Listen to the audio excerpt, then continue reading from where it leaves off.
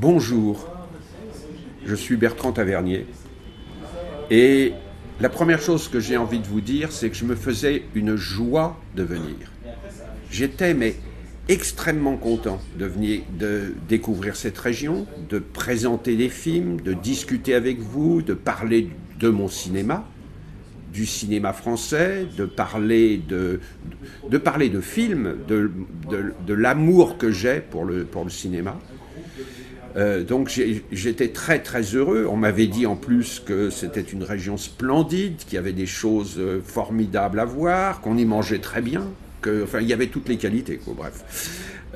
Et puis j'ai eu cette opération de la hanche qui s'est bien passée, mais qui a des effets secondaires qui me perturbent. Peut-être dû à une mauvaise réaction à un anticoagulant, qui font que j'ai des douleurs lancinantes. Ça fait à peu près 10-12 jours que je n'ai pas dormi, que les gens sont un petit peu, n'ont pas envie tellement que dans ces conditions, tant qu'on n'a pas identifié l'origine de ces brûlures dans le pied et dans la jambe, que je prenne l'avion, ou voir la voiture. Donc ça me bloque. S'ajoute à ça qu'on est en train de réparer l'ascenseur chez moi, donc j'ai plus accès de mon appartement, donc le moindre changement d'aller chercher un sac, une valise, des choses, ça veut dire que soit moi, soit quelqu'un doit faire cathédrage à pied et aller descendre des paquets assez lourds dans un escalier plein d'échafaudage. Voilà. Bref, j'ai dû annuler et je le regrette énormément. Énormément. C'était pour moi presque un moment de vacances, de repos, de convivialité. J'adore parler de mes films, j'adore parler du cinéma en général. Voilà. Donc, tout ce que je peux vous souhaiter de bonnes projections, un bon festival. Soyez curieux, découvrez des films, voyez-les, revoyez-les. Je pense qu'il y a de très très très bons films dans le cinéma français, des films de toutes sortes, très différents, qui ne plaisent pas à tous les publics, mais aucun film n'est fait pour plaire à tout le monde. Des cinéastes qui font des films audacieux. Alain Resnais, qui vient de nous quitter, en est la preuve vivante de quelqu'un qui a fait des films incroyablement audacieux. Est-ce que vous avez l'équivalent d'une personnalité comme Alain Resnais dans le cinéma américain? Elle n'existe pas. Quelqu'un qui a pu faire des films aussi novateurs, aussi souvent excitants, si drôles aussi, que Smoking No Smoking, que On connaît la chanson, que Mélo, des films aussi touchants, que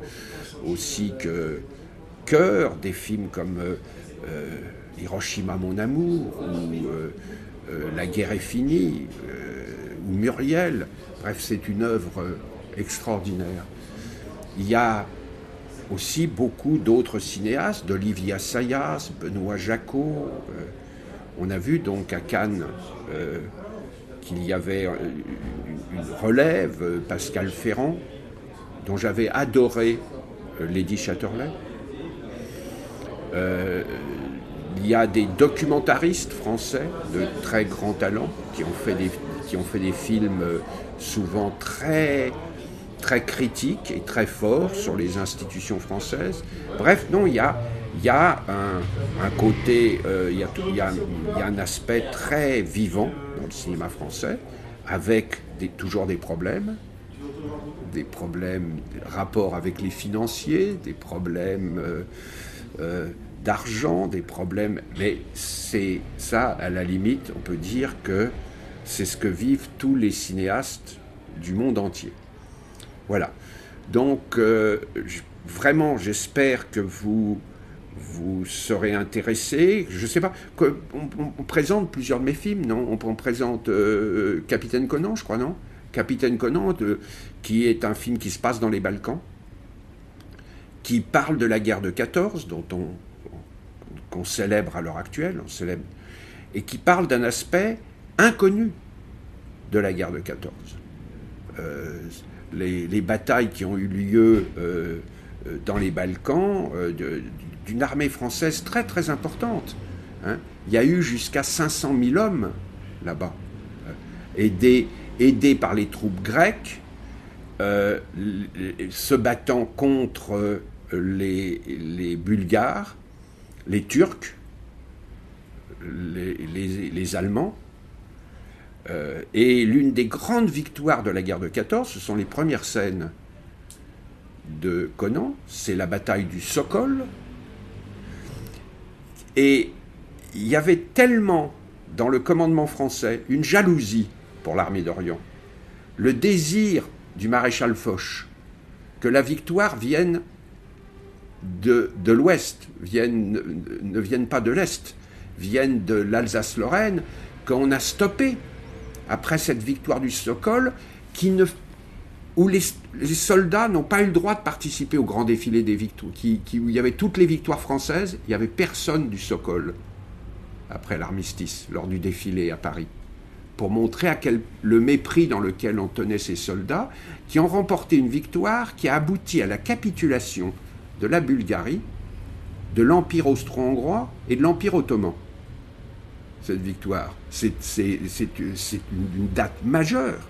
Et donc j'ai voulu montrer cette bataille. J'ai voulu montrer qu'une armée française est restée en Roumanie, est restée en Moldavie, est restée sur les bords du Danube très longtemps après l'armistice, qu'il y a eu des batailles sur les bords du Danube avec les Russes, que dans le cimetière de Bucarest, il y a plein de tombes de soldats français marqués morts en 1919.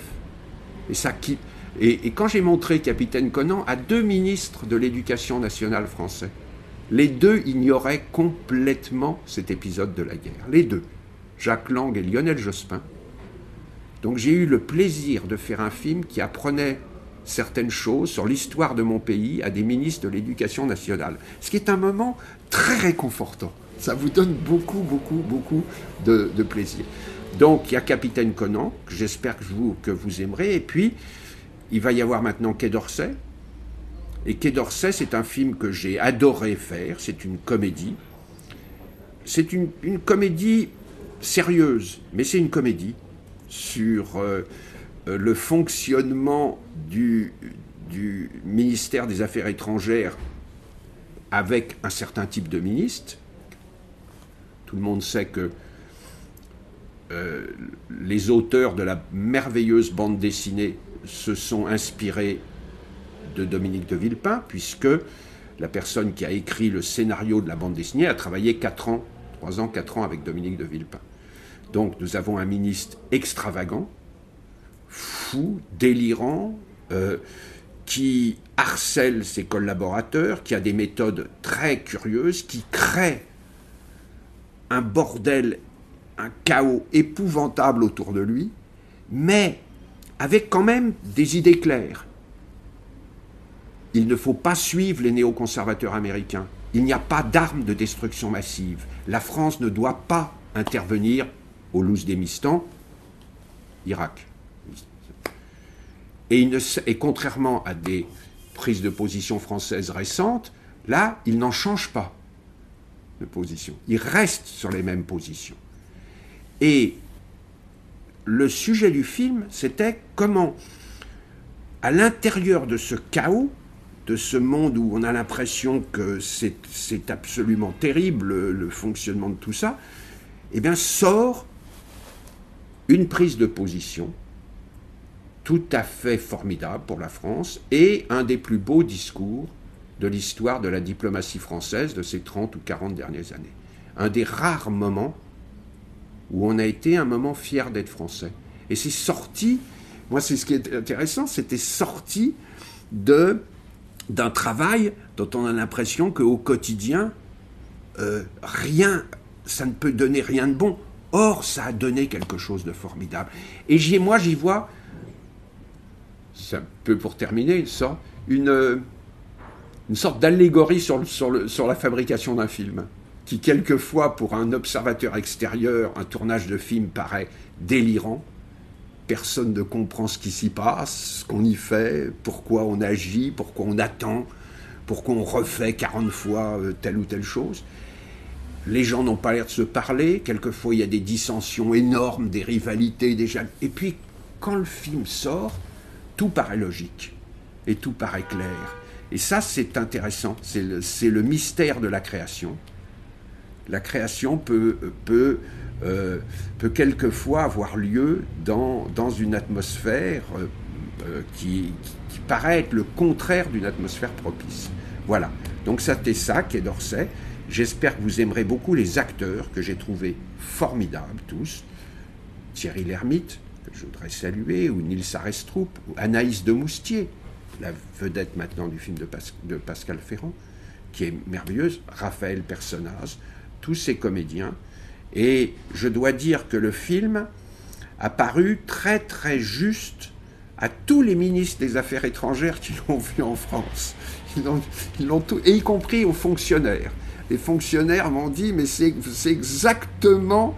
Et j'aurais dit, mais attendez, ça se passe avec un autre ministre, et vous ne pouvez pas savoir le nombre de choses qui perdurent. Voilà. Donc, voilà ce film qui est... Moi, je crois que j'ai rarement autant ri pendant un tournage de film, et j'espère que vous rirez tout autant. Voilà. Merci, et pardon de n'avoir pas pu venir.